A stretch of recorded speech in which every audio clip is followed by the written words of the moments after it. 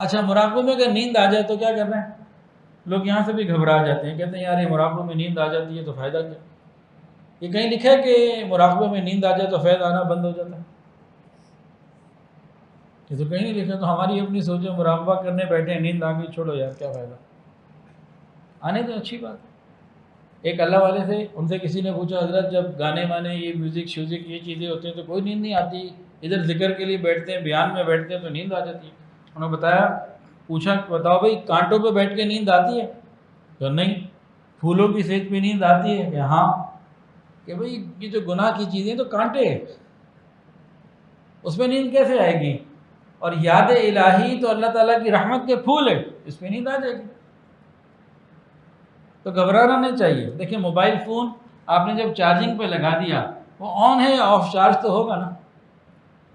تو جب ہم مراقبے کے لیے بیٹھ گئے، بیٹھنا مراقبے کے لیے، نیند کے لیے نہیں، مراقبے کے لیے بیٹھے، نیند آ گئی، آنے دیں، فیض جو آنا شروع ہو گیا وہ چل پڑا، وہ نہیں رکتا انشاءاللہ تعالی۔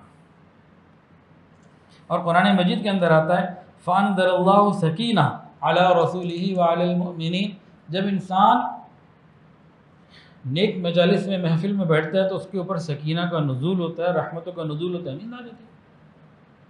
تو ایک صاحب تھے، ان کی بیوی کا نام بھی تھا سکینہ، ایک صاحب تھے ان کی بیوی کا نام تھا سکینہ، وہ کہیں بیان کے لیے گئے تو بیان میں ان کو جناب سنتے سنتے نیند آ گئی۔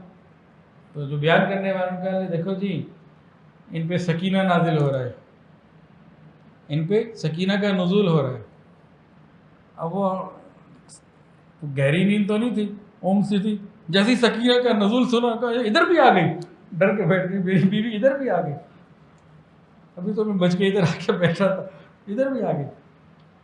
تو بہرحال تو مراقبے کے لیے ہم بیٹھیں، نیت مراقبے کی ہو، نیند آ جائے تو یہ رحمت ہے، کوئی پریشانی نہیں۔ ہاں اس لیے کہ ہم نیند کرنی ہے، نہیں یہ ٹھیک نہیں، اس لیے گھبرانے کی ضرورت نہیں ہے۔ تو نہ وساوس کی وجہ سے مراقبہ چھوڑنا، نہ نیند کی وجہ سے مراقبہ چھوڑنا۔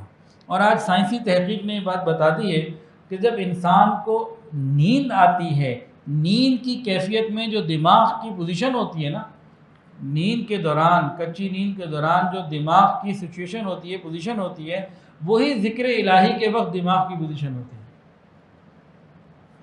الا بذکر اللہ تطمئن القلوب۔ اچھا جی، ایک سوال کئی لوگ پوچھتے ہیں کیا رات کو سوتے وقت مراقبہ کر سکتے ہیں؟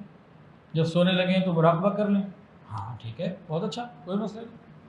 ہمارے کئی مشائخ کی ترتیب یہ تھی کہ رات کو وہ لیٹ کر نہیں سوتے تھے، مراقبے میں چلے جاتے اور مراقبہ کرتے رہتے، نیند آتی تو آ جاتی، اور صبح تہجد میں یا فجر میں اٹھتے، اور تہجد میں اٹھتے پھر اپنے کام، ان کی اسی میں نیند پوری ہو جاتی تھی، وہ لیٹ کے سوتے ہی نہیں تھے۔